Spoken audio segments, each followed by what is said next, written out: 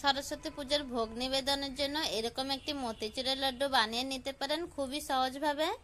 আমি আজকে শুধুমাত্র বেসন দিয়ে মতিচুর লাড্ডুটা কিভাবে বানিয়েছি সেটাই শেয়ার করছি। চাইলে আপনারাও খুব সহজে বানিয়ে নিতে পারেন। সেই জন্য আমি এখানে 1 বাটি বেসন নিয়েছি, 1 বাটি থেকে একটু কম নিয়েছি। আর এবার অল্প অল্প করে জল দিয়ে একটু গাঢ় একটি ঘোল বানিয়ে নিলাম। এখানে আমি শুধু বেসনটাই গুলে নিয়েছি। তো দেখুন বেসনের থেকে যেন এক্সট্রা কোনো দলা দলা ভাব না থাকে, তাই জন্য ভালো করে একটু মেল্ট করে নিতে হবে।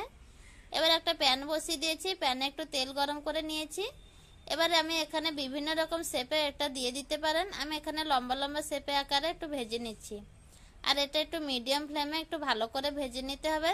আর এই বেসনের মধ্যে যেন কোনো রকম কাঁচা ভাব না থাকে সেইটা খেয়াল রাখতে হবে। তো দেখুন আমি যেভাবে বানিয়ে নিচ্ছি সেভাবে বানিয়ে নিতে পারেন। একটু তুলে নিয়েছি, এইভাবে আমি সবকটা বানিয়ে নেব। তো দেখুন আবারও আমি এক ব্যাচে দিয়ে দিচ্ছি। সব বেসন ভেজে নিয়েছি, এবার একটু ঠান্ডাও করে নিয়েছি। এবার একটু টুকরো টুকরো করে ভেঙে নেব এবং মিক্সিতে একটু ঘুরিয়ে নেব। তো দেখুন আমি এখানে মিক্সিতে সবগুলো বেসনের নিয়ে নিয়েছি। এবার আমি এখানে কিন্তু ফাইন পেস্ট করে নিয়ে একটু দানাদারের মতন গ্রাইন্ড করে নিয়েছি। এবার আমি যতটুকু বেসন নিয়েছিলাম ততটুকু চিনি নিয়েছি, আর তার থেকে হাফ এখানে জল দিয়ে দিয়েছি। চিনিটা মেল্ট হওয়ার জন্য অপেক্ষা করব। এবার দিয়ে দিচ্ছি একটু ফুড কালার। আমি এখানে হলুদ ফুড কালার বা অরেঞ্জ ফুড কালার যে কোনো একটা দিলে হবে। আমি এখানে হলুদ ফুড কালার দিয়েছি। মতিচুরের লাড্ডুটা খুব ভালোভাবে যাতে দেখা যায় সেই জন্য একটু কালার ইউজ করেছি। আর এখানে দেখবেন এখানে চিনির সিরাটা একটু একতারের মতন করে নিতে হবে। আর একতার না হওয়ার আগে কিন্তু বেসনের যে মিক্সি করা আছে দিয়ে দিলে কিন্তু হবে না, আটার মতন দলা পাকিয়ে যাবে। তো সেই জন্য এখানে চিনি সিরাটা একতার হওয়ার জন্য অপেক্ষা করতে হবে। তারপরে এখানে মিডিয়াম ফ্লেমে সব বেসনে দিয়ে ভালো করে মিক্স করে নিতে হবে।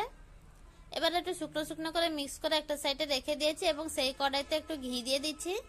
ঘিটা কিন্তু এখানে অবশ্যই দিতে হবে। এখানে ড্রাই ফ্রুটস স্কিপ করতে পারেন, কিন্তু ঘিটা কিন্তু অবশ্যই দিতে হবে, তাহলে মতিচুরের লাড্ডু খেতে কিন্তু ভীষণই ভালো হয়। তো আমি দেখুন এখানে অল্প কিছু ড্রাই ফ্রুটস নিয়েছি, কাজু কিশমিশ ও একটুখানি বাদাম নিয়েছি, একটু ভেজে নিচ্ছি। এবার একটু লো ফ্লেমে খুব ভালো করে ভেজে নিয়ে এবার মতিচুরের লাড্ডুর যে মিশ্রণটা বানিয়ে রেখেছিলাম তার মধ্যে সব দিয়ে দিচ্ছি। এবারে আর কি একটু ঠান্ডা করে নেওয়ার পরেই লাড্ডু বানিয়ে নিলে হয়ে যাবে আমাদের দারুণ স্বাদের মতিচুরের লাড্ডু। খুব সহজে দেখলেন আমি রেসিপিটি বানিয়ে নিলাম, আপনারাও বানিয়ে নিতে পারেন এমন ভাবে ফলো করলে।